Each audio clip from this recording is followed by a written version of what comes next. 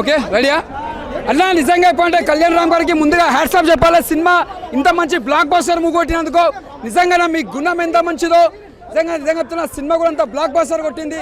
ఒక తల్లి సెంటిమెంట్ అంటే ఎలా చూపించానో ఒక తల్లి సెంటిమెంట్ తీసి సార్ ముందుగా హ్యాట్సాప్ చెప్పాలి. అంటే తల్లికి మించిన దైవం అంటే మన తల్లికి ఎంత త్యాగం చేసినా తక్కువనే.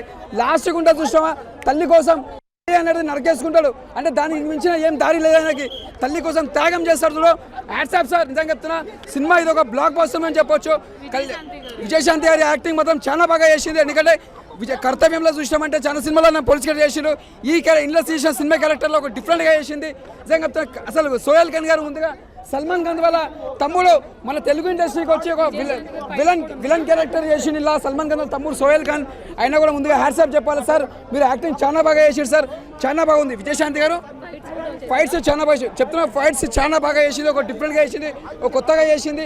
అసలు ఎక్స్పెక్ట్ చేయాలి మనం అంతా బాగా చేసింది సార్. నిజంగా చెప్తున్నా సార్, మీరు ఇలాంటి సినిమా తీయడానికి ఎలా సాంగ్స్ కూడా చాలా బాగున్నాయి. ఒక అమ్మాయి బర్త్డే పాట ఉంటుంది, ఆ పాట కూడా చాలా బాగుంది. ఒకటే చెప్తున్నానా, ప్రతి తల్లికి కొడుకు ఎంత ప్రేమ చేస్తారో తల్లికి కొడుకు ఎంత ప్రేమ చేస్తారో ఈ సినిమా వస్తే తెలుస్తుంది. తల్లిని కష్టపెట్టద్దు, తల్లిని మంచిగా చూసుకోవాలని నేను మనస్ఫూర్తిగా కోరుకుంటున్నా. ఆల్ ద బెస్ట్ కళ్యాణ్ అన్న.